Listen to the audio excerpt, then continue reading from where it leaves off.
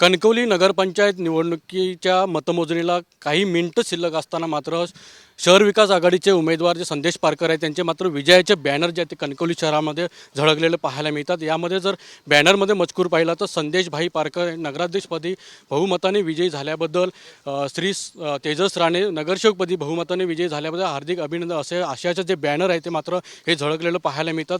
हे जे बॅनर आहे ते जे शहर विकास आघाडीचे जे कार्यकर्ते आहेत ते शकर राणे यांनी हे बॅनर हे लावलेलं पाहायला मिळतं। त्यामुळे या बॅनरची मात्र सिंधुदुर्ग जिल्ह्यामध्ये असेल किंवा कणकवली शहरामध्ये असेल ती मात्र जोरदार चर्चा होताना पाहायला मिळते।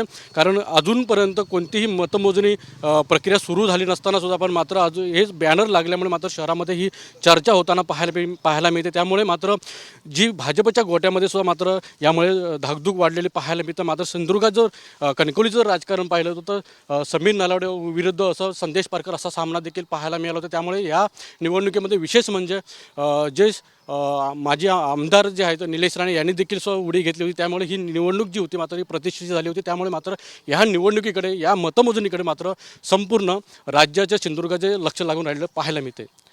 समित गजनेसह अनंत पाताडे, TV9 मराठी, सिंधुदुर्ग।